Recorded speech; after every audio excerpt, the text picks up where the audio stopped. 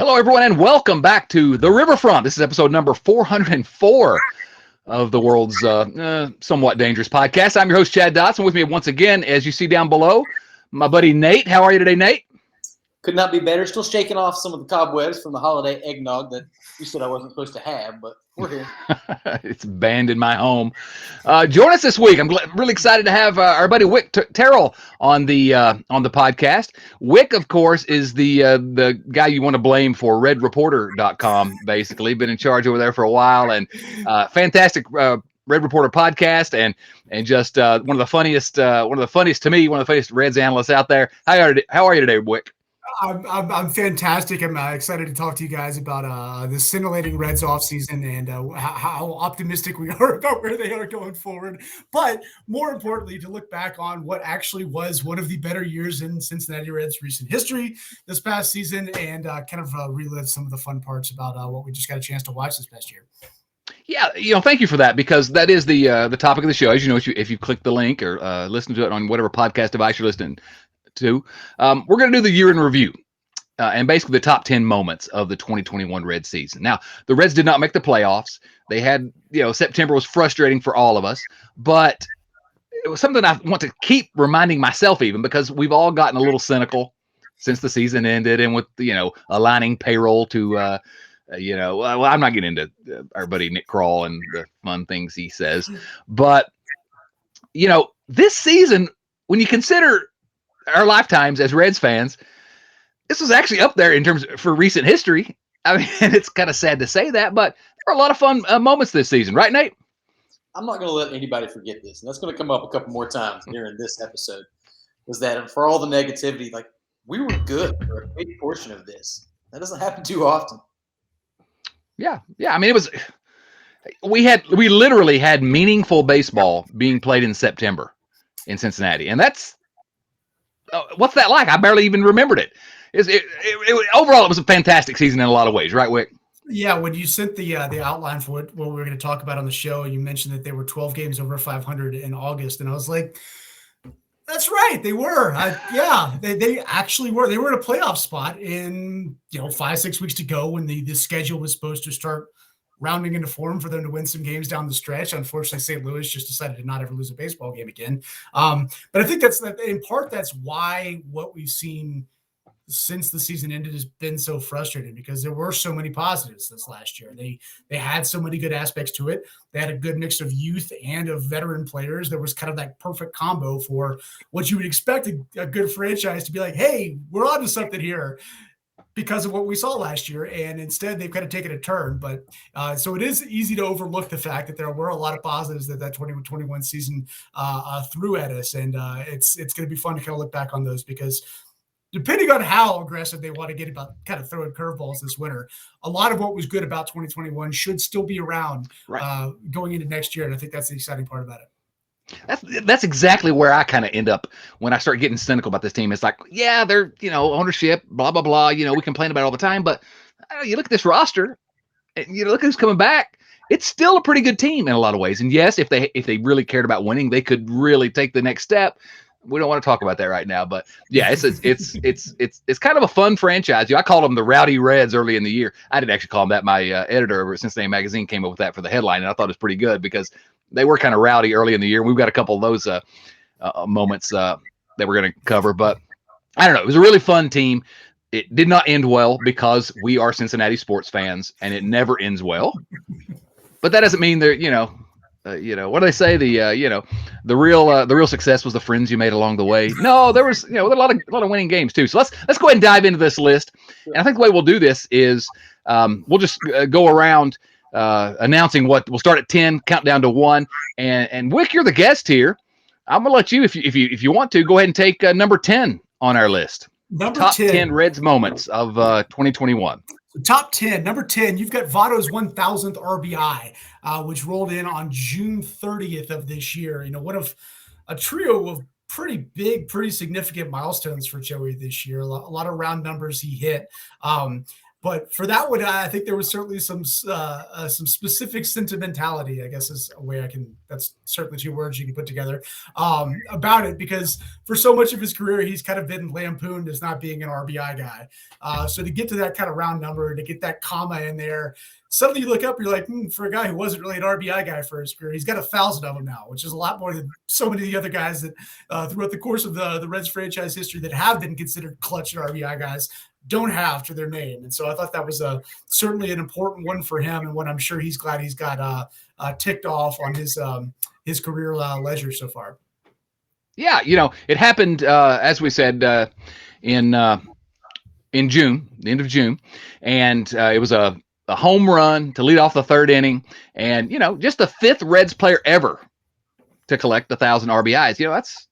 That's not bad, And for a guy, he's an RBI guy. For a guy that's had Drew Stubbs and people like that, Billy Hamilton hitting in front of him for most of his career, I don't want to say anything bad about Billy Hamilton, obviously, but he had 1 year with Shin-Soo Choo, and otherwise no real high on base percentage guys really hitting in front of him until this year. So 1,000 RBIs is actually a pretty impressive feat. So that home run when he got his 1,000, that's the number 10 moment according to us collectively. Nate, any thoughts on that? No, not really. Just want to add, you think of Joey Votto, you think of an approach kind of guy. It's all about his at bats. It's nice to recognize that he's done some other things too. That guys get on base in front of him. He's taking care of the job time and time again, and it's a testament to the longevity of his career. And it won't be the last time we talk about him today for sure. Yeah, we're gonna have some Votto comments today, no question about it. It is kind of appropriate, I think, that it was a solo home run for his 1,000th RBI, because he's kind of been carrying his team on his back his whole career. So number 10 on the Reds' top 10 moments of 2021 was Joey Votto's 1,000th RBI. Nate, you want to take number 9 on our list?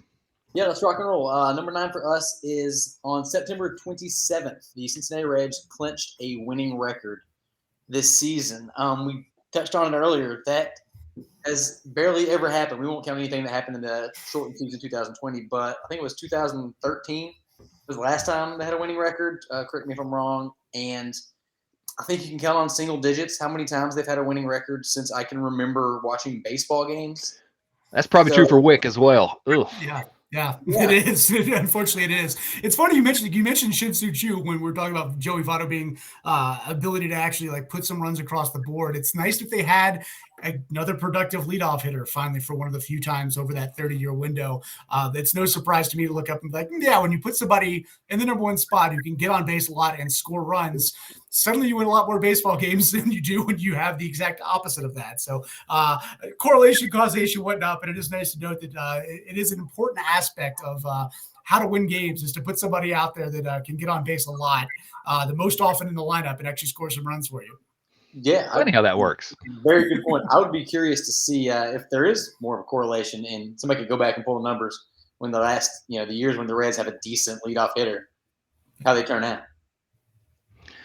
Well, we don't remember very many of those years recently. It could be a short article. It's perfect. Right. So we're talking, of course, the number 9 on the list is September 27th of this year, when the Reds defeated the Pittsburgh Pirates by a score of 13-1 to clinch their 82nd victory of the year. Winning pitcher that day, you all know who it was, right? It's so obvious. I can't believe you're not yelling it out. Reiver Sanmartin. Oh, of course, yes. His first big league win. Yeah, Dory Moretta pitched a scoreless inning that day as well. So, and that was the 82nd victory for the Reds, clinching a winning season. And because of the frustration of the Reds falling out of the race a little bit, it didn't go unnoticed, but we didn't celebrate it like maybe we. Although should you really celebrate winning 82 games? That. Yeah, we're Reds fans. Whatever. If there's a lot of games left to play when you hit 82, sure. Unfortunately, there were only a handful left at that point. They didn't win all. Yeah. That wasn't enough. Yeah. I hate that. Yeah, they should try to get their 82nd win like in, I don't know, early August. Yeah, why not? Seems like a better plan. All right, so that's number 9 on our list of the top 10 Reds moments of 2021. The Reds actually clinching a winning record, and again, let's not discount that because of how rare. You just heard Nate and Wick both talk about how rare it was. Number 8 on our list is kind of I don't know, it's not really a moment. We're kind of cheating a little bit here. but it is being able to watch this rookie, the kind of rookie crop this year. And we're talking mostly about Jonathan India, Tyler Stevenson, Vladimir Gutierrez. You got to add him, and you got some. Dauri Moreta is a guy that is going to be in the Reds bullpen probably this year, and he made his debut. And Jose Barrero's. He didn't make his debut this year, but he did get up, and he's going to hopefully play a big role in 2022 for the Reds. So again, it comes back to that discussion about being cynical, but the Reds have this, and we'll talk a little more about India later, obviously, but they have this kind of core here, and Tyler Stevenson is the one that I'm most excited about in this group. I think he's going to make more All-Star games than any of these guys eventually. That's my opinion, and I'm probably going to jinx him like I do everybody. But that really was, Wick, I'll let you comment on. That really was. If you're looking to be excited about the future of the Reds, we got these young guys with some real talent. Some guys like Gutierrez who didn't expect necessarily, but who can be the core of a pretty good team going forward if they'll kind of fill some pieces in around them.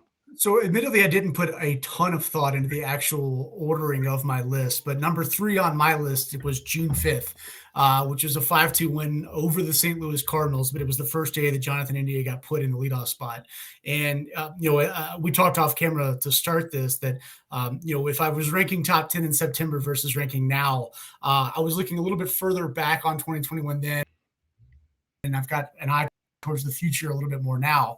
But when you find a huge spot in your lineup and your defense at second base, and the guy who can be your leadoff hitter, and he's a rookie. I mean, that's a cornerstone piece that you can put in there, even if he's not as good next year or the year after that he was this year. You saw enough from him where you can look up and say you put that name in ink and you build around that going forward. And I think that was the day that the Reds found a core piece for what they're going to want to have going forward. That's huge. When we look back on what 2021 was, hopefully the fact that they actually had a winning record kind of fades as an importance going forward. But they found an important piece, an important cog, and how he fits very well in there. And June 5th was the day that they finally gave him that opportunity to be a much more important part of this team than he had been going forward. And he took off. I mean, he absolutely crushed going forward and won Rookie of the Year. So we're talking about how good the rookies were. I might not be as excited about Tyler Stevenson as you are, but I'm very excited about Tyler Stevenson. But there was that day where the Reds found something concrete and tangible. And I think that's a big takeaway as we move further into their career on what they found that day. Yeah, no, that really, in retrospect, we could have easily put that day that he moved into the leadoff spot in this top 10 list, because it was kind of a momentous occasion. We didn't really know at the time. I mean, a lot of us were excited that was actually happening. It looked like it had to happen. It was necessary, but man, a guy like that at his age, who many years, that's huge. It's something that the Reds have been searching for years. Nate, any thoughts on the rooks? No, I love that point. We talked about Shin Soo-Choo earlier, and we had him for such a short amount of time. It's awesome going into a season knowing that we have that leadoff position locked up for years to come, and probably for the first time in my Reds fandom. Hold on, not since Willie Taveras. I miss Deion Sanders. Oh, there we go, prime time. Yeah, he's out doing his thing. Willie Taveras. Oh man, Willie Taveras, Corey Patterson. That was a tough time to be a Reds fan. It's tough to remember that time being a Reds fan, much less going through it at the end. Yeah. Why? Absolutely. Right. So that's number 8 on our list. Just getting to watch this rookie class. I'll just say about Tyler Stevenson quickly that, and the reason why I'm so high on him is just that the dude can absolutely mash. I mean, he can hit, and how many catchers around the league can hit? And dearly departed Tucker Barnhart. Maybe I shouldn't phrase it that way, but man, what a great Reds career. But to me, and I've mentioned this a few times on the show, watching Tucker Barnhart kind of work with Tyler Stevenson pregame, working on the defensive aspects of the game. He knew that Tyler Stevenson was there to take his place, and that's why Tucker is always going to be one of my favorites. I think if Tyler Stevenson can kind of he's not going to be Tucker Barnhart defensively, but if he's an average defensive player with an above average bat, that's an all-star. I mean, there aren't very many of those in baseball, and so you know, And if the India. DH shows up in the National League as well, suddenly you've got the ability to get him in the lineup a lot more often, save those knees, rotate him through first base going forward. Like he's a bat that doesn't just look like it's somebody that you want to have in there catching 110 games.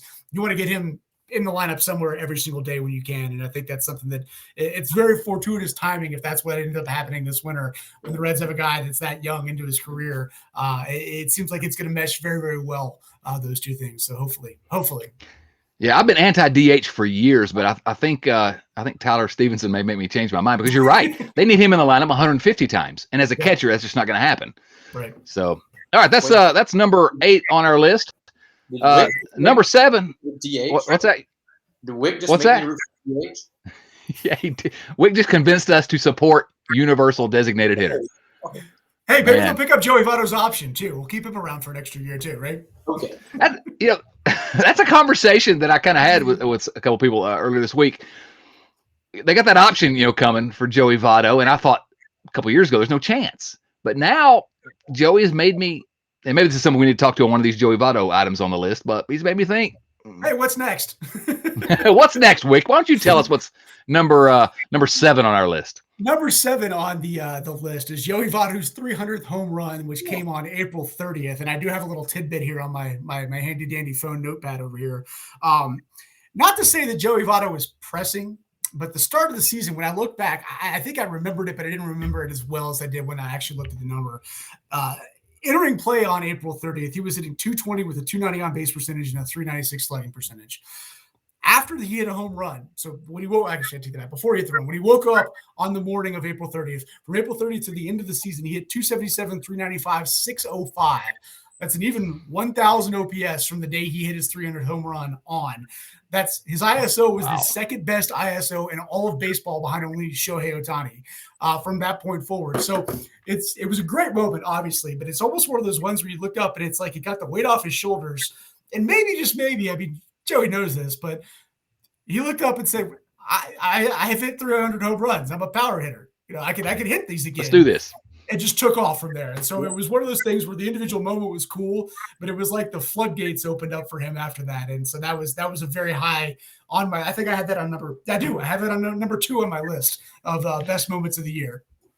Okay. So you're criticizing, you're coming on my show and criticizing my list. That's all right. We'll deal with that. But Nate, any thoughts on that before? Right. Nate, go ahead. I think it's great. You got to expect that these players, they take account of their accolades and they are aware of their place in history. And that 300 home run barometer is important to a lot of Hall of Fame voters. And you kind of wonder if, like you said, he woke up that morning and was like, hey, I get this. It's just another check in that box that gets me into Cooperstown. Yeah. It was, it came on April 30th, so early in the season, but you're right. He had been struggling up to that point. It was against the Cubs. It gave the Reds the lead for good in a win over the Cubs. So that's a good thing. He got a curtain call, which is always, I don't know, that's one of my favorite things. But the thing was at the time, it put him 3rd on the list for all-time home runs for this franchise. And then later in the season, of course, he passed Frank Robinson, where Frank Robinson had 324. Joey Votto ends the season with 36 home runs, which is crazy, which gives him 331 in his career. So he's second only to Johnny Bench, who was a decent little player as well. And I don't know. It's just, we all know that Joey Votto's a Hall of Famer, but these little things like this, and then, obviously the way he ended the season, are the things that are going to get Hall of Fame voters kind of making them pay attention. I think he's clearly, I don't know if he'll be first ballot. He should be, but he will get in early. I think the Hall of Fame. What do you think, Wick? On the Hall of Fame, when's he going to get in?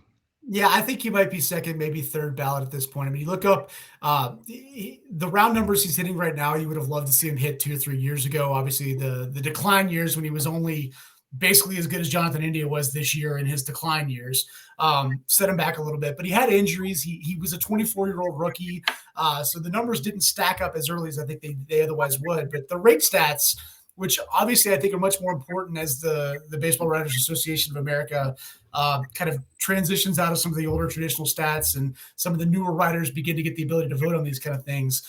300, 400, 500 stands out. I mean, that's the list of people that have done that for that in career, and even if Joey slips down to 296 or whatever it was by the time he retires batting average wise, it's those things that stand out. And I think when you stack him up on those kind of levels, he's as elite as they get. He absolutely is as elite as they get. And in a game where 27, you have to get somebody out 27 times to beat them.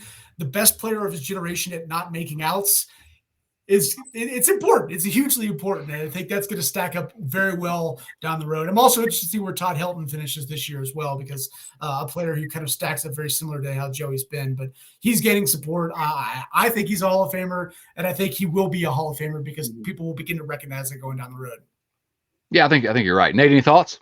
Do you think Votto will be the first ballot Hall of Famer who turned 65 that year? You're saying he's going to play until he's 60? 60? I hope so. Maybe I get to write about it for the 20 years. That'd be fantastic. Sure. Well, there is, the question now all of a sudden that we have is how long can he keep going? Because now I don't know I'm not going to doubt him ever again, because he'd put up this season at 37. And Wick was talking about 300, 400, 500. It's 300 batting average, 400 on base, 500 slugging, which is a very rare feat in baseball history. I think what's actually, and Wick, you also mentioned about how, we're getting some new Hall of Fame voters over the next 10 years. We have been already. I just love the fact that Votto led the National League in on-base percentage 7 times is going to carry great weight in terms of being a Hall of Famer. Because who are the other players who led their league in on-base percentage 7 times in their career? There's 1, 2, 3, 4, 5, 6, including Votto. The other 5 are Ted Williams, Barry Bonds, Babe Ruth, Rogers Hornsby. 4 greatest hitters of all time. Yeah. Right. Yeah. Rogers Hornsby and Ty Cobb. Who's a bunch of inner circle Hall of Famers. So I think he gets it. It may take till a second or third time, but he's absolutely going to be in the Hall of Fame and certainly deserving. My favorite note about that, before we could go on for Votto talk for 17 hours on this, but my favorite part about it is that's not by accident. That's because Joey was like, I'm gonna lead the league in on base percentage, and then he goes out and does it. Like that's my favorite part about it. It's not that he does what he does and doesn't know about the stats and looks up and he's like, oh, I love the league in on base percentage. He's like, no, I'm gonna lead the league in this, and then does it. And everybody knows that's what he's trying to do, and he still does it. That's my favorite part about it. So. Well, and that correlates with what happened this year, which is that, all right, my bat's getting a little slower. I've got to change things. And so he becomes maybe not quite as productive, but productive in a different way. He starts hitting home runs, and no one else can do that.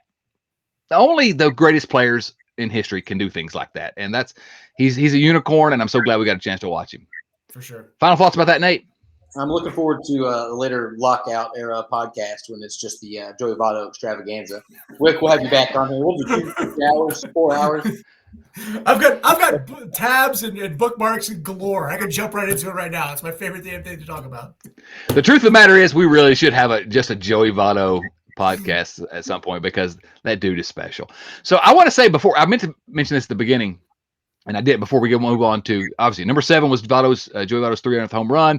Before we move to number 6, as we were putting together this list, I wrote down some ones that I thought, oh, these moments have to be on there. And then I said, well, let me do a quick Google search. And when I did, 2 of the first ones that came up were for Reds top moments of 2021 was a piece that I wrote for Cincinnati Magazine. That's kind of summed up the season and saying, there were some good days. But then also was a piece that, ironically, I guess, because I Googled it after I invited Wick to come on the program, was a piece that Wick wrote over at redreporter.com. And yes, it worked. Yes, search engine optimization. It worked. That's right, exactly. And I put on our show outline, because I love the kind of subtitle for that post over there by Wick. Moments come and go, but phrases you find framed at Target last forever. Maybe that should be the title of this show. Oh, Wick. I'd forgotten I wrote that until you put it back on the outline, and I read it again. I'm like, I'm sure it sounded great at the time. It had to, right? Well, late December 2021, I chuckled at it. So, I don't know. Maybe it's worth something, right? Here we go. All right, Nate, you want to give us number 6 on our list of the top 10 Reds moments of 2021? Number 6 is our dual All-Star game starters, Jesse Winker and Nick Castellanos. couple quick stats for you. It is the first time the Reds have had 2 All-Star game starters since 2013. That was Votto and Brandon Phillips. The first outfield starter since 2007, young fellow named King Griffey Jr. I think you may have heard of him. And my favorite one, the first time the Reds have had 2 outfielders starting in the All-Star game since 1956. Gus Bell. And can you guess the other person? Wally Post. Both very close. Frank Robinson. It was Frank. Oh, yeah. That guy was okay. I was thinking he was at third base at that point still. Yeah. And what really excited me about this thing the most is that All-Star votes are largely fan-based. In Cincinnati, we talk about it all the time. It's a medium-sized market. People aren't usually paying a ton of attention. The national media certainly isn't covering the Reds because they're told to by their superiors. You have to sort of force your way into the public conscious when you play for Cincinnati a lot of the time, and both these guys did that. Injuries kind of slowed them down in the second half. But man, first half they were both mashing and both like MVP candidates up to that point, and it was fun to watch. Yeah, 2 of the 3 outfield starters were Cincinnati Reds, and that's just not something that happens, and it's because they just mashed and mashed and mashed. One of these days I'll talk about, we're gonna write about the 1957 when the Reds stuffed the ballot boxing, to get all the starters in the All-Star game. But that's not what happened here necessarily. It's just that those guys were fantastic. Wick?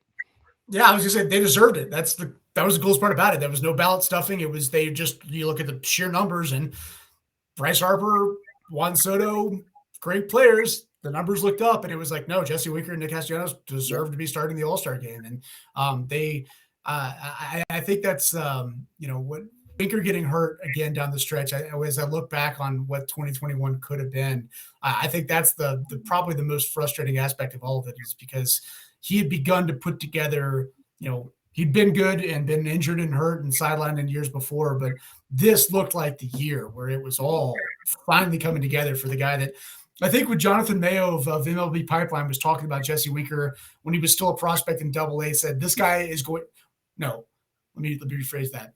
He picked him to win the batting title in the minor leagues that year because he said this guy's probably going to win one at the big league level too. And he's always had that talent, always been on the cusp of being one of the best offensive players in baseball. And at least he had his first half this year because he got some validation from that, because he was absolutely smoking the ball up until injuries kind of sidelined for the end of the year. But that was one of my best moments of this year, was getting a chance to watch Jesse hit as well as he did. Yeah, dude's not Jack Armstrong, okay? This guy's the real deal, and he's coming back. Nick Castellanos, no, but so a little trivia time here for you guys. This is unfair, but you mentioned that Bryce Harper didn't get the start, Juan Soto didn't get the start. We'll see how much research you all did. Who was the third outfield starter for the National League in the All-Star game this year? In between, it was the center fielder in between Jesse Winker in left field and Nick Castellanos in right field. Anybody got a guess? Was it Starling Marte? It was not, but close in some ways. I can't even remember which team he was on at the All-Star break. It was Starling Marte's former team. Jim Edmonds? I think it might have been Jim. Nate, I gave you the rules of this podcast. You're not supposed to mention his name. You're not supposed to mention his name on this podcast. That's in the rules. It was Brian Reynolds, center fielder for the Pittsburgh Pirates. And also, who is probably deserving as well. He had a fantastic year. Yeah. Yeah. Really good player, certainly deserving. Castellanos batted 5th. Jesse Winker batted 6th for the National League All-Stars. Castellanos went 0 for 2 in the game. Jesse Winker went 0 for 1 with a walk. Castellanos was replaced by Juan Soto. Jesse Winker was replaced on it by Chris Bryant. So, I don't know. I'm still a sucker for that All-Star game talk. The discussions of who makes it, who doesn't make it. I watch the game because I'm an idiot. Okay. Number 5 on our list. That was number 6. Jesse Winker and what's that guy's name? Castellanos? I don't remember him. He's gone. But starting in the All-Star game. Number 5 on the list. Maybe I thought this would be a little higher when I first started thinking about this list, but this is where we landed, and we'll leave it there. And that's Wade Miley throwing a no-hitter. Wade Miley, of course, on May the 7th, he got the Hulk tattoo. I'll let one of y'all talk about that if you want. Through no-hitter. and just reminded me of Tom Browning so much in the process. And I don't know, Wade Miley, who the Reds gave away for free, but we're not trying to talk about what happened since the season ended.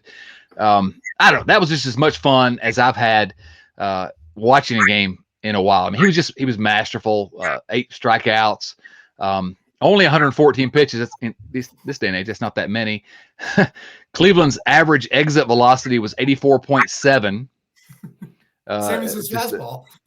The same. That's where I was going. Pretty much the same as Wade Miley's fastball. Either of you have any thoughts about Wade Miley? That was a fun night. Just watching Wade Miley, a guy who was so much better than most people expected this year, and ended up being one of the most valuable players, maybe the most valuable player on the team if you look at it. But that was kind of his night to shine. Either of you, I'll let you. Either of you want to jump in? Go ahead, Wick. Yeah, I think if I might be misremembering this, but I feel like it was the same week that Hunter Green hit 104 miles an hour on the radar gun. And so at the time, you've got the future down there, and the guy who's back healthy and doing everything he was supposed to do is this uber prospect, throwing the ball harder than anybody has as a Cincinnati Red, or Aroldis Chapman included at this point. So you've got that on your brain, and then all of a sudden you got Wade Miley out there throwing 86, 87 mile an hour cutters that are just hitting the right spot every single time, and Cleveland just couldn't figure it out. They're jamming themselves, they're fisting everything they possibly could. Nobody's making good contact, and it was another reminder and lesson that pitching is so much more than just throwing hard. And I think that was the coolest part about it, especially because it was early enough in the year where to that point, the Wade Miley signing had been awful. He'd missed basically the entire season before that. And here we are looking up at like the money that they spent, and the Moose contract hadn't been paying off, and Shogo hadn't paid off, and who knew what Wade Miley was. And all of a sudden, boom, early in the year, he's your ace, and doing those kind of things out there too. So it was kind of a launching point for what ended up being a fantastic season for him, but also a little bit of validation, I think, and especially since he was brought in because he'd worked with Derek Johnson with Milwaukee, and there was reasoning behind why the Reds were taking a risk on this soft tossing 34-year-old lefty at the time. So to see him do that was super, super cool. No doubt about it. Yeah, I think that this one could have been a little bit higher on the list had it happened a little bit later in the season. When the playoff push was sort of at a fever pitch, people would appreciate it a little more. I personally will remember it as the night that I got in the most trouble I've ever gotten with my fiance for staying on my phone the entire time we were at dinner and watching ESPN's GameCast instead of paying attention to her. So thanks, Wade. Yeah, if she's going to join this family, she's going to have to get used to that. The fact that it was Wade Miley in this era of 100-mile-per-hour throwers, and I like the contrast to Hunter Green, but every team has got these guys. That's the game these days: velocity, velocity, velocity. But it was Wade Miley doing things that pitchers have done from time immemorial, which is hitting your spots, working fast, throwing strikes. I don't know. I just I love that guy. There's no reason he should not be on the Reds this coming season, and we're not going to discuss that. But I just I'm a big fan of Wade Miley, and always will be. I will also be a big fan of the fact that that Wick, for the first time in 404 episodes of this show, used the word fisting. I was like, what did I do? So welcome to the show, Wick. Making my mark immediately, right? Yes, absolutely. Okay, so I back anytime. Absolutely. All right. See, where are we on the list here? So that was Wade Miley, as number 5. His no hitter on May 7th was number 5 on our list. So I think we're back to you, Wick. Right? I've lost track of where we are. Right, for number 4 on the list. I can go for number 4. August 22nd. The Reds were 12 games above 500 and in control of the second National League wildcard spot. Had won 13 out of 19. And yeah, we're basically steamrolling at that time. And we talked about the June 5th switch of Jonathan Indy to the leadoff spot. We talked about Joey Votto we haven't talked about Joey Votto coming back after being hit by a pitch and busting his finger. That offense was rolling. Like, everybody was there. Everybody was healthy. And Luis Castillo had rounded into form after a rough first month of the season. It was a team, we talked about Winker and Castellanos being in the All-Star surge because they deserve to be there. The Reds were in the second wildcard spot because they were playing well enough to be there at that point. They'd gotten a little bit healthier in the bullpen, and the early struggles of the bullpen had kind of gotten washed away at that point, but they looked the part of a team that should have been in contention at that point. And so it wasn't a mirage, and it was fun to look up and say, hey, they've got a lot of games left against the Pirates. Maybe they could make this thing special down the stretch, but that certainly was the pinnacle of the Reds being a good baseball team last year. Yeah, Nate, I'll let you weigh in, but we're talking about top 10 moments, and that moment, that day, August 22nd, the Reds, 12 games ago, above 500, as we said, they're in control of their own destiny. They're in a wild card spot. They had been playing extremely well, and in terms of moments, that was probably the single moment where I was most excited, most, I don't know. I was happy with the Reds since 2013 or maybe 2012. I mean, and that's a long time ago. So Nate, that's why in terms of moments, that particular moment before they collapsed was fun, but we should have known they're Cincinnati sports team. But Nate, talk about that moment and just the idea of being in contention in general this year. That's exactly it. I look back at that time, and it sort of consumes your every day. You're in the car making these long drives, and you're listening to them on the radio. You're listening to all the podcasts you can find, things you didn't consume, media you didn't consume beforehand, because the attitude is real. Like, the Reds were good. People were talking about it. People didn't want to play them. The team was so much fun. And as a fan, like you just said, we don't get to experience it too often. But when you do, you kind of feel like you're a part of it, especially when you haven't felt it very often. Because it's a little more special to us than it is Yankees fans or Dodgers fans, maybe. So I will look back at that time as, putting the games on the TV, listening to them on the radio, making sure you didn't miss a single tidbit of info, because we were all pretty confident back then that this season was special. And it was special, don't get me wrong. So I've got a bit of trivia for you all. Let's hear it. To kind of tie some things together. How many games do you think Jesse Winker appeared in for the Cincinnati Reds after August 22nd? 0. No, 1. It was the one game, then he got hurt. Yeah, and left. Oh my gosh. That might have been the difference, right? And it was September 17th. I mean, it was almost a full month after they were at their peak of that season. He got hurt on August 15th. They managed to stay afloat for a week after that. And then, you take a bat like that out of the middle of the order, and it's amazing how much of an impact. I mean, obviously it was numerous other things that led to them not being able to pull things off down the stretch. TJ Antone getting hurt as well. But yeah, when I saw that date, I was like, we just talked about Winker. I was like, when did he get hurt? Just went back and pulled up the game logs. I'm like, yep, he played one game after that, and it was one plate appearance. So yeah, just it's a what if that certainly I think we will remember more and more as this 2021 gets further away. And it's kind of a numbers game too, right? Like, they had weathered the Votto injuries and the Castellanos injuries with a whole lot of luck, and it ran out.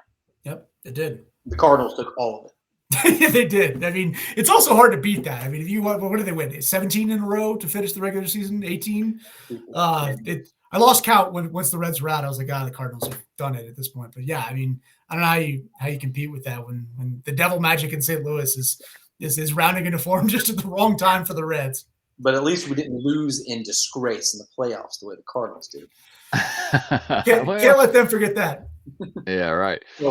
Is it worse or better if the Reds had actually played well and just got edged out at the end by a Cardinals team playing incredibly? If the Reds just played well enough and just barely lost, I don't know. That might be more frustrating that the Cardinals were so good and the Reds could have won except for them being historically good. I don't know. Stupid Cardinals. Okay, so next on the list is going to be, where are we here? Nate, are we up with you? Number 3? Number 3 is Jonathan India's Rookie of the Year campaign. I wanted this one to be ranked so high because when I look back on this season, I was basing these purely on emotion. Like how did you feel going back and watching the highlights and the press conferences? Moments. This guy is so much fun to root for.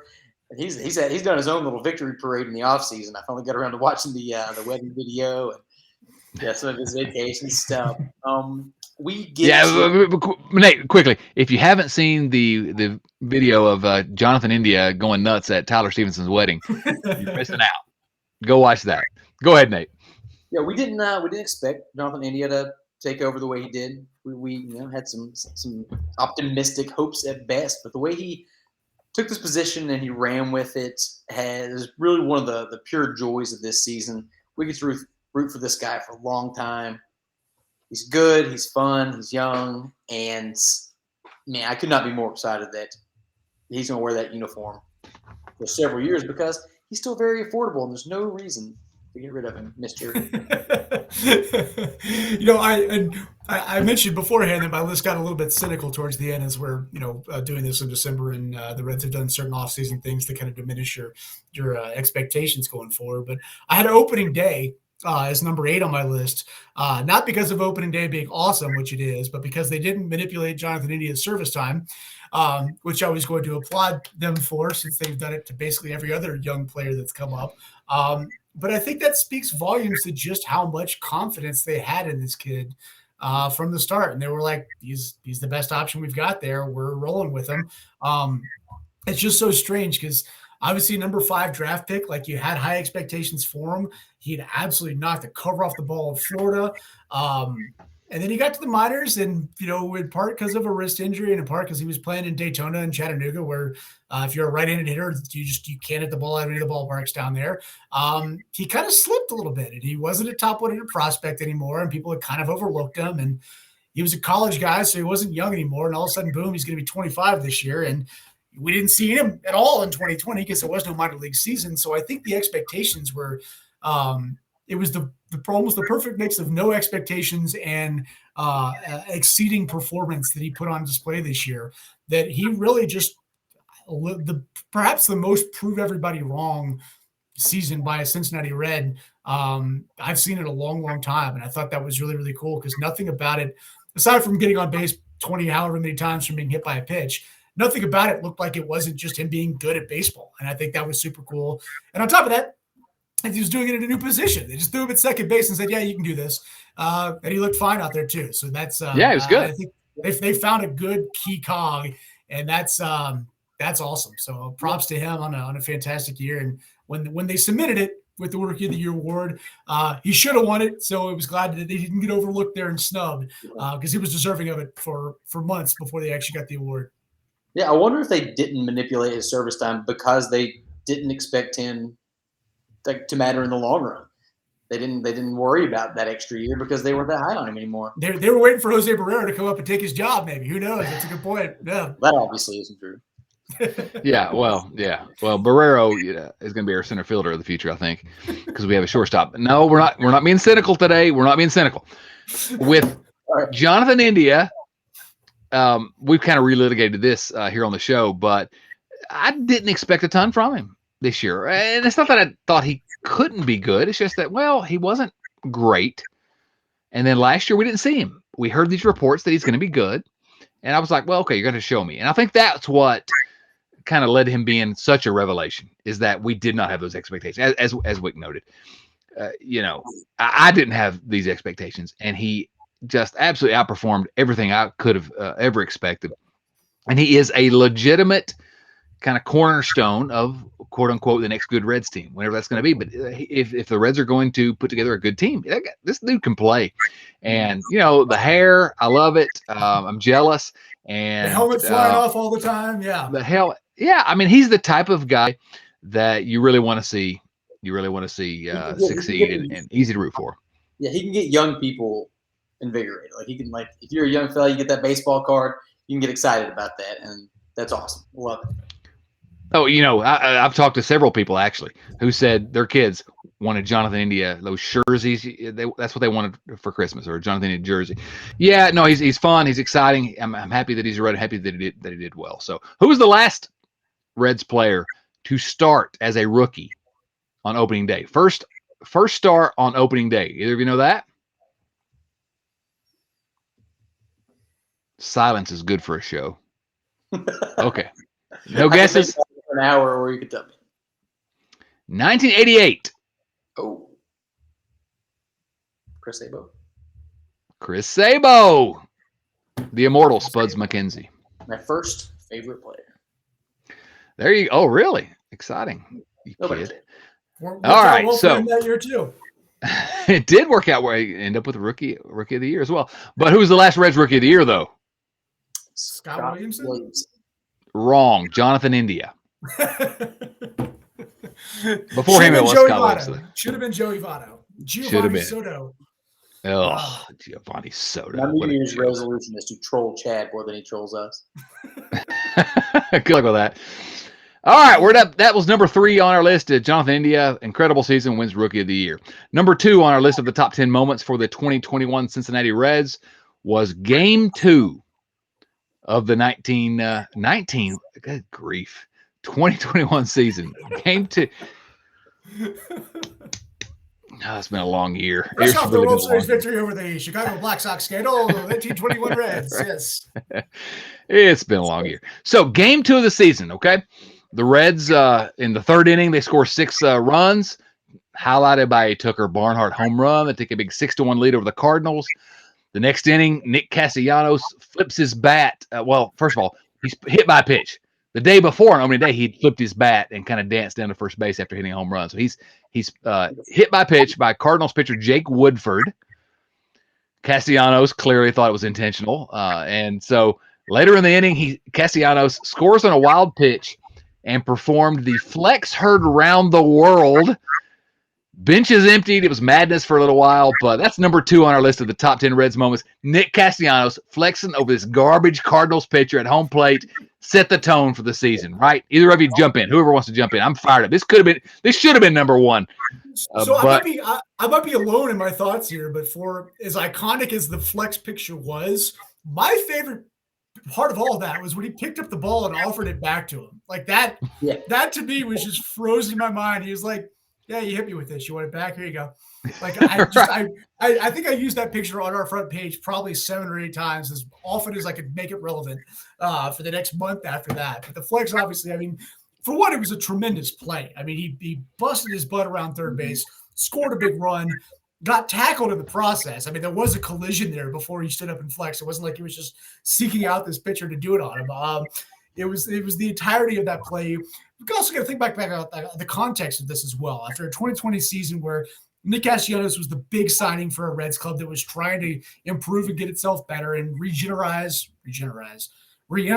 There we go. That's the word I'm looking for. A fan base that had obviously been down in the dumps for 5 years. Pandemic hits, season shortened, fewer home games, fewer fans, no fans for so much of it.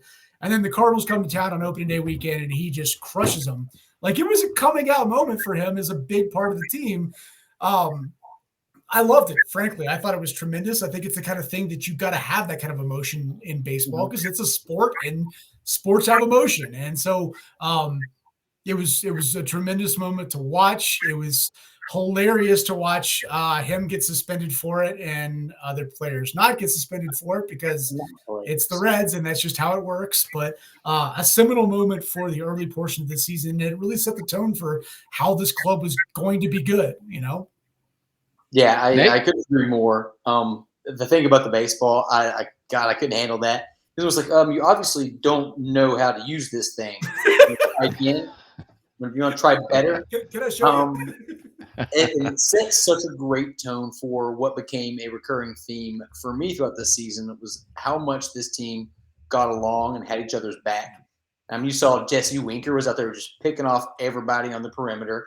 He's like, "You're not going to get anywhere close to this scuffle. I'm going to keep you out of here."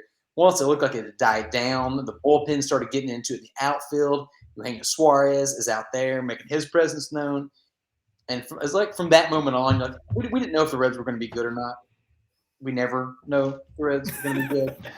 But I think that as a collective fan base, we really started caring about this team in that moment because there's literally no better way to rally the Reds fan base than to flex on the Cardinals. Yeah, both of you kind of said it set the tone, and it absolutely 100% did. To me, it was a moment where I know Castellanos is not coming back to Cincinnati in all likelihood, but if he were to come back to Cincinnati, Castellanos becomes an inner circle like fan favorite of all time, and that moment is when it started. And he's still going to end up being, well thought of by Reds fans forever. I mean, he's always going to be a favorite because what happened right after it? He flexes and then he walks off the field, and who is the catcher that like kind of grabs him and draws him back into it? It's the most unlikable player in the history of baseball, Yadier Molina, the neck tat himself, and. Yeah, I don't know. It's like everything that as Reds fans is meaningful to us, the Cardinals and Yadier Molina, and I don't know. It was a moment that in any other year probably would have been the number one moment. I will never forget it, certainly, and I'm glad the Reds commemorated it with a big whatever banner at the stadium. But man, that was a lot of fun. So the number 2 on the list this year of top Reds moments, the flex. Hard to believe that was game 2. And this game, the third game of the season, Castellanos tripled in the 4th inning, hit a home run in the 5th. And the Reds routed the Cardinals 12-1. And man, I was fired up. I was all in on the Reds at that point. And then they, again, Cincinnati sports. So I'm going to go ahead and say number 1 on our list, and then let each of you all kind of analyze it a little bit. Number 1 on the list was Joey Votto's streak of 7 consecutive games with a home run. That's the number 1 Reds moment of the list. Nate, I'll let you start, and then we'll bring in Wick. Man, I talked about it earlier, looking back at when you were most excited about this Reds team. And I think that has to be it for me. Like, that was must-see TV. And fun fact, Joey Votto became the only player in MLB history to hit a home run in 4 consecutive games at Wrigley Field. Don't fact check me on that. I did not do extensive research, but I saw it somewhere once. Now I'm quoting it to all you all as fact. Stupid Cubs. Joey Votto, we go on and on and on, and we will, I think now I've kind of decided we will do a podcast this offseason, just a Joey Votto podcast. While we're here, that was one of the coolest things in my baseball fandom. He was on the verge of an MLB record. Everybody nationwide was talking about it. I couldn't miss a game. Every at bat, I had it set up for all the notifications to make sure if I was busy somewhere, I was getting notified that Joey Votto was up to bat and he had a chance. ESPN was picking it up. I can't go on enough. We said it a million times, but gosh, that was so special. And just like the flex, I will never forget it. Joey. If I'm remembering correctly, he had 8 home runs in those 7 games also, right? There was a 2 He did not. He had 9. 9. There we go. He had two multi-homer games. And missed game number 8 by 5 inches, 4 inches, 2 inches, something like that in Citi Field in New York. Like the record itself is tremendous. That it came in Chicago against the Cubs was even more tremendous. But more than anything, it was we'd seen enough from him before that to say, oh, this is a new Joey Votto, like dating back to August 26th or whatever it was, 2020, when he changed his swing after being benched. Like he's onto something here. But it is at that point where we're like, is he the best player on the Reds again? Like it wasn't just good again. It was like, he's the best player on the Reds again.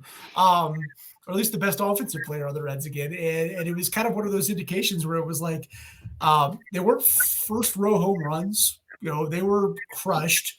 You start looking at his StatCast page again, which is something I kind of stopped doing for a year or two because I didn't want to look at how good it used to be. But all of a sudden I was back on there every single day and be like, what was the exit velocity on that one? Like where are his ranks? Or is he in the 93rd percentile on exit velocity now? And what's his barrel rate again? Because he was atop the leaderboard again. And like, that's what I always used to go for Joey Votto was how many, iterations better is he than everybody else at what he's doing.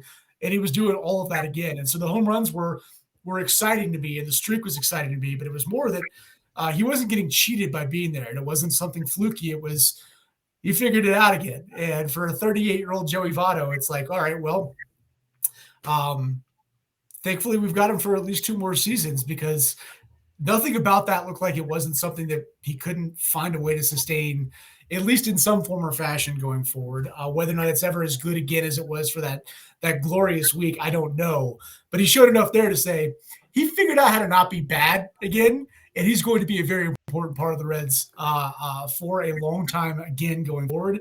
And so it was that dueling excitement for me because when Joey Votto's being Joey Votto, there's nothing better than that, and that was pretty quintessential Joey. Yeah, I'm trying to convince Cincinnati Magazine to delete a piece that I wrote, one of the columns I wrote, when I was kind of despairing over Joey Votto. Was just it's Father Time, right? Father Time's undefeated, and Joey Votto, it was looking like that. And then he gets benched. It's such a great story, really. He gets benched, and he comes back, and wait a minute, he's good again? What just happened here? And that's because he's a Hall of Famer. That's because he's a unique player. I've never seen anything like it in a Cincinnati Reds uniform. I will never doubt him again. And I guess, Wick, I'll ask you this really quickly. What can we expect from Joey Votto in 2022? Because now I just don't know. I mean, he could do this again and be great, but he's 38. What do we expect?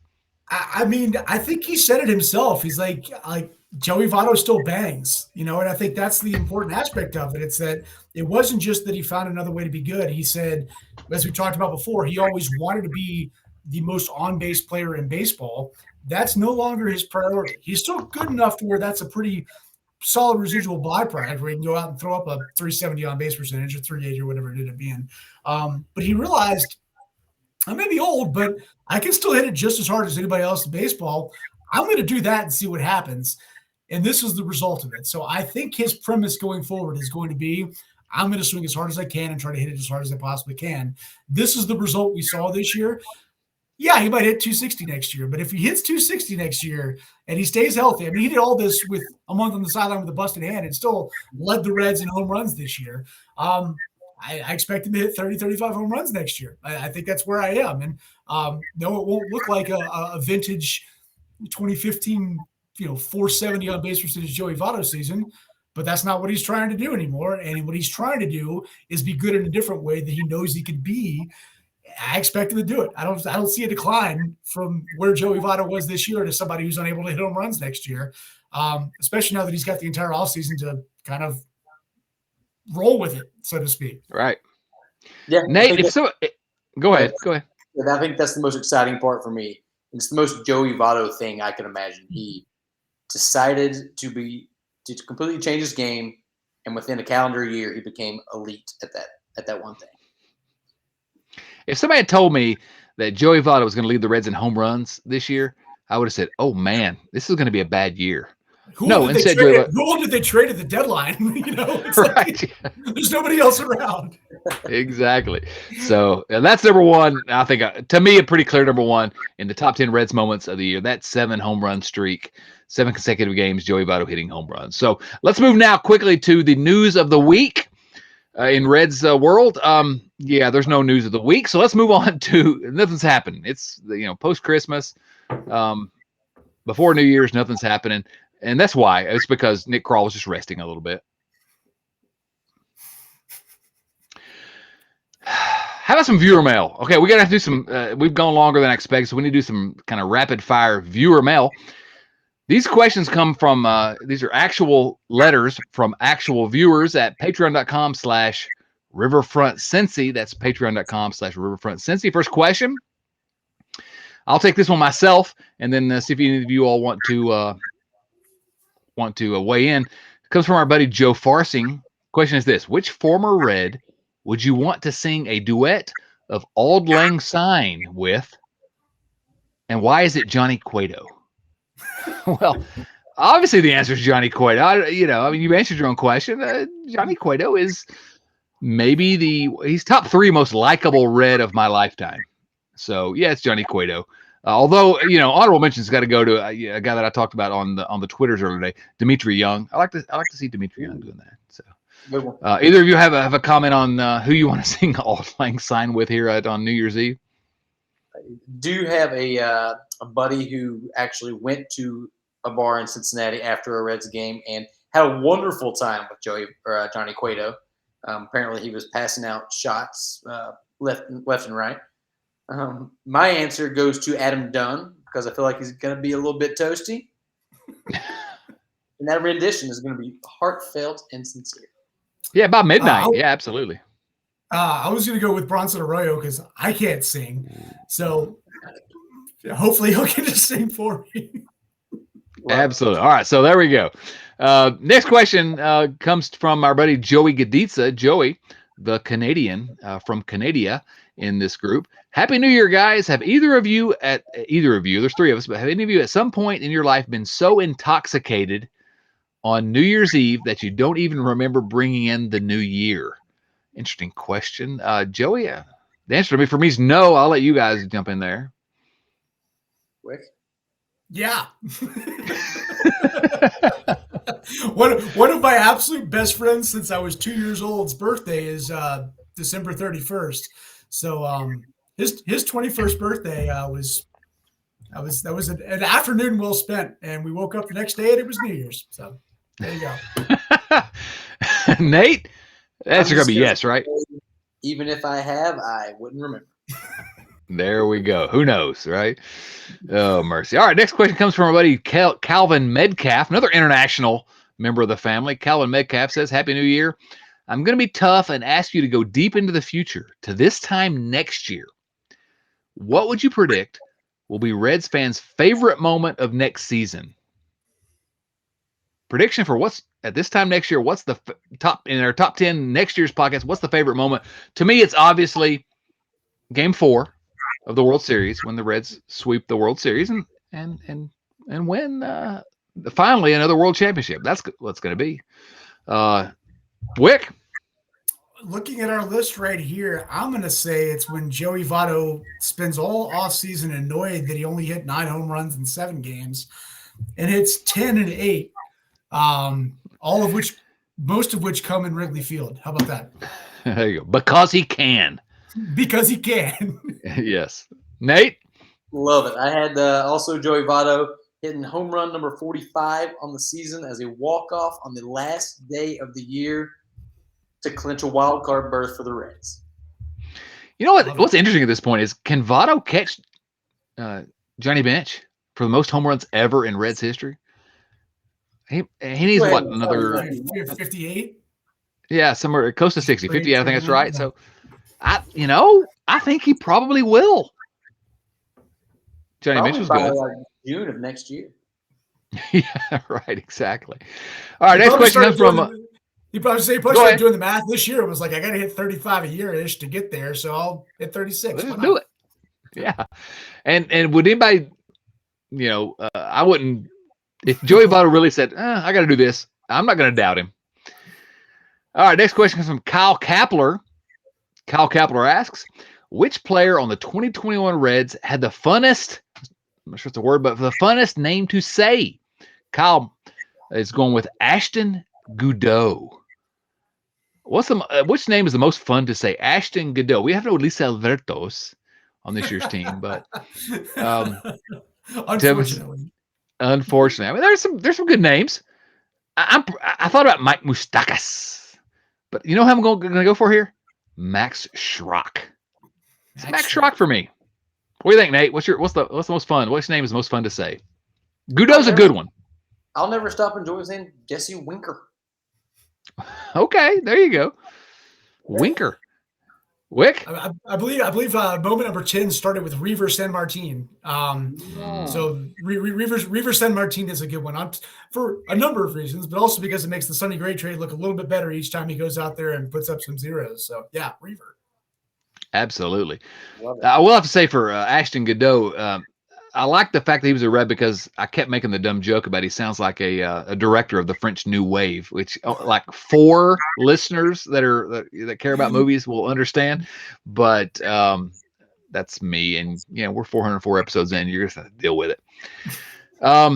Next question comes from James Urban. I'm gonna toss this one to you, Wick. Curious where you guys stand, asks James Urban. Do you think the lockout is fixed?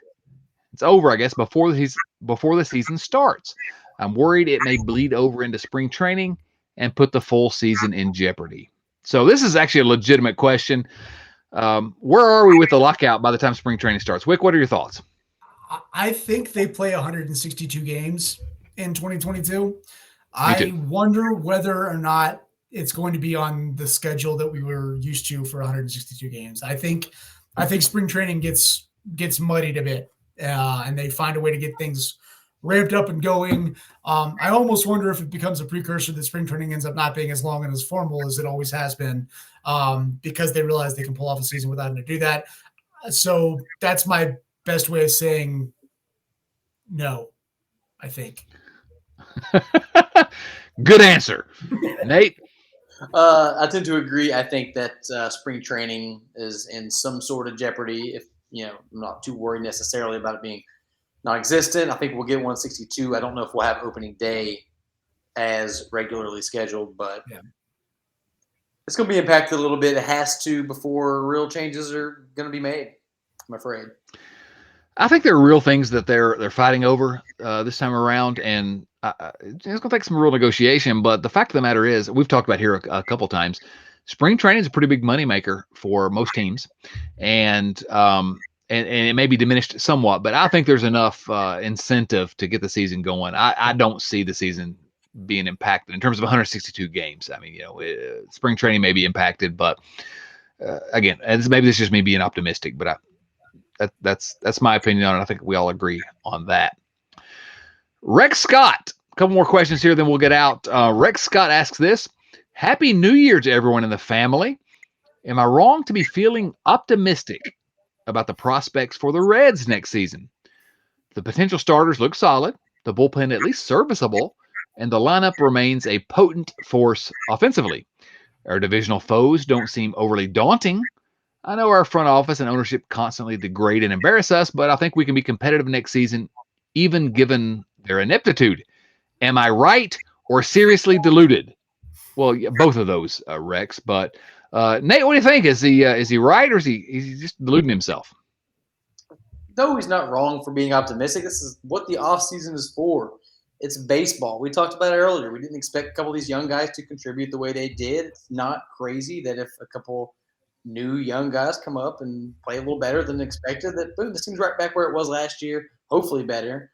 Losing Castellanos stinks, but man, like, what is the point of being a baseball fan, or specifically a Reds fan, if you can't get optimistic about unrealistic scenarios? Yeah, we've kind of touched on this the whole show, which is that this team's got a pretty good core. They're going to be fun next year. They're going to have a shot of being competitive next year, despite ownership. So I think you're not wrong, Rex. Wick. Yeah, you look up at where this team is. It's got a lot of good pieces. It's got two incredibly promising arms at AAA waiting to contribute this year, and it's got a payroll that's been trimmed down to about $100 million. Like, you give that blueprint to 15 GMs across baseball, and they would jump at it. They'd go spend $35-40 million and turn it into a great team. So yeah, like there's optimism there. There sure as heck is. The question is are they going to do it? Or are they just going to look up and be like, we got close.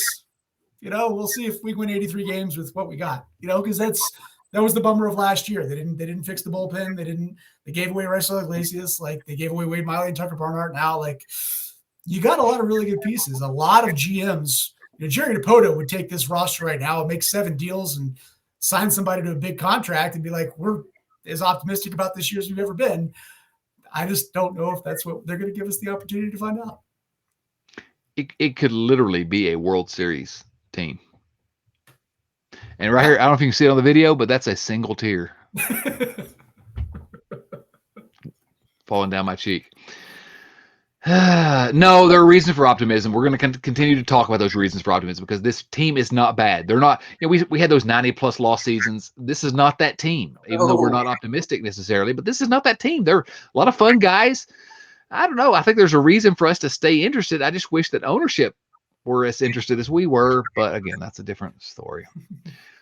One last question. This comes from our buddy Hooper Powell. Hooper asks this: what do you think we'll see first? A salary floor or a salary cap? Saw some people talking this week about let's have them both. A salary floor or a salary cap. Now, I don't think the players will ever agree to a salary cap. I just don't. But can a salary floor plus a salary cap work? I don't know. Wick, I'll ask you to go ahead and weigh in on this one. Yeah, it's a delicate way of kind of framing it. For one, I think a floor is one that we would see before a salary cap. Obviously, because the Players Association doesn't want to put any sort of cap on what it is they can make.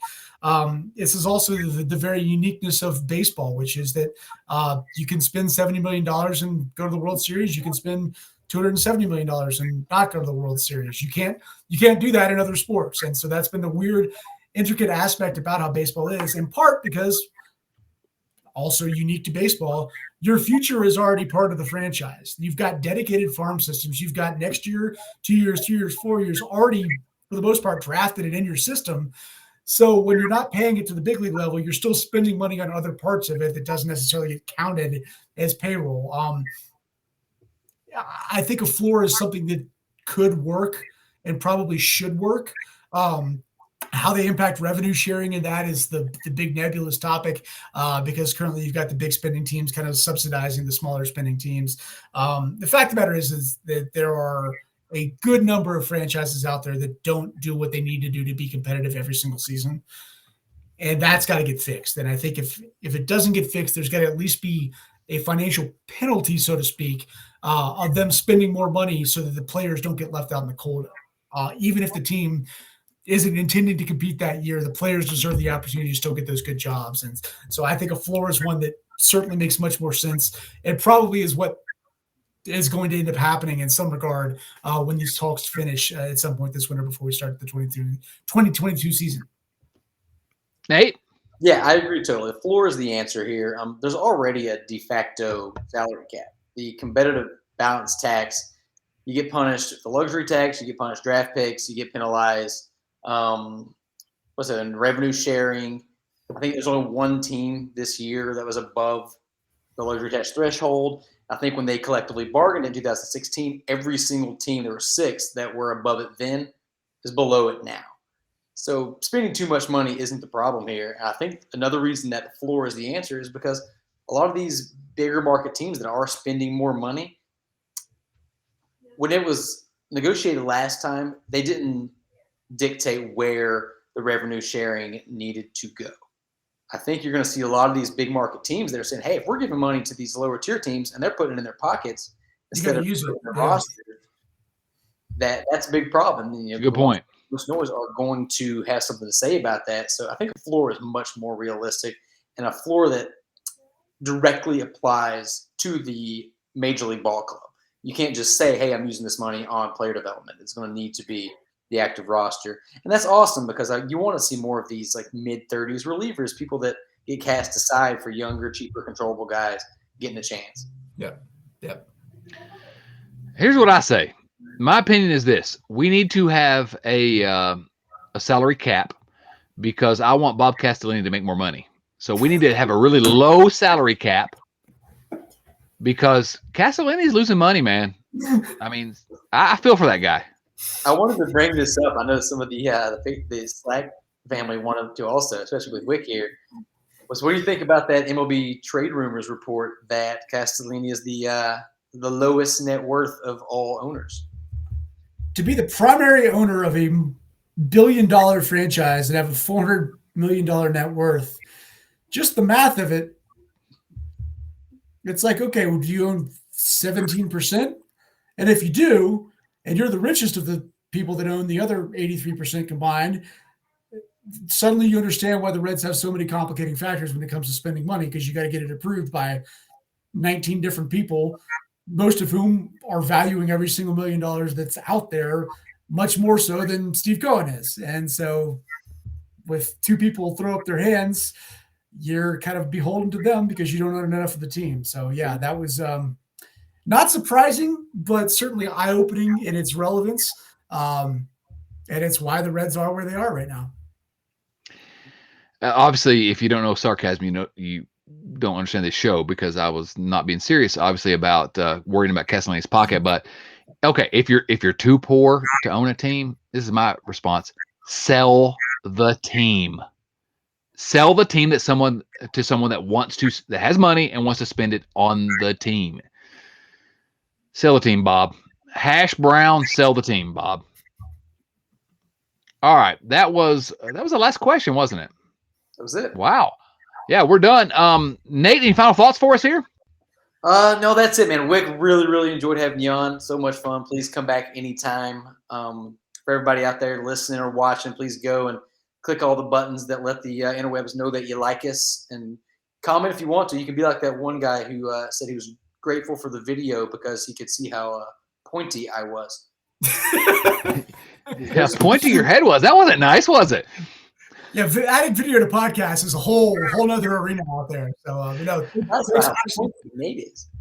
thank you all both for having me on. It's been a blast, and I think I kind of like my Reds heart needed this to finish the calendar year 2021 to get rid of at least a little bit of the bitter aftertaste that the offseason is put out there, and recall that the season itself, despite the fact it didn't end up going anywhere, there was a lot of fun to be had, and a lot of that is still there and still coming back. And maybe, just maybe, my as we tie the holidays together, but the little Grinch in my heart, we'll start being a little bit more optimistic about things as we start this upcoming season, because there were some fun moments that hopefully will replicate themselves next year. So thank you guys very much for having me on to talk about that. I think I needed that. I did. Yeah, absolutely. That's exactly what we're hoping to accomplish here. This was a fun team. They were a fun team, and we don't need to forget that. Wick, do you have any final thoughts about Arsenal Football Club in particular? I believe they are currently in fourth, which is the Champions League spot, which is above where Tottenham is in the standings. So talk about talking things into existence. I think I just shot them in the foot for the rest of the year. But it's been fun so far. How about that? All right. Well, Tottenham has Antonio Conte now, and they're coming for you, baby. Yeah. Spurs are coming. All right. So this was episode number 404 of the Riverfront Show. Thanks to Wick Terrell, obviously, from Red Reporter. Go to redreporter.com and follow everything he's writing and doing over there. The fantastic site, and has been for a long, long time, even certainly longer than Red Leg Nation. Thanks to Nate for joining us today. You can follow the Riverfront. We're at Riverfront Cincy on Twitter, on Instagram, on Facebook, on YouTube. Go to the YouTubes there. Give us a thumbs up and smash that subscribe button. Just smash it, okay? We're not talking about fisting anymore, but you can smash the subscribe button. And nobody's listening this far into the podcast. It doesn't matter. Nobody's listening this far.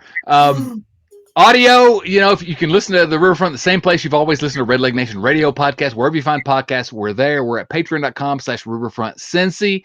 This is our last podcast, our last show of 2021, which has been a rough year for a lot of people. We recognize that. I want to say thank you and just I want to express how grateful I am for everybody that listens and now watches this show every single week. I don't know why you do it. You probably shouldn't. I'm encouraging you to find better hobbies. But I really am grateful for the fact that you're here, you're with us, and we'll never forget how much we enjoy that. So for Nate Dawson, for Wick Terrell, and for the legend Joey Votto, this is Chad Dawson saying, so long, everyone.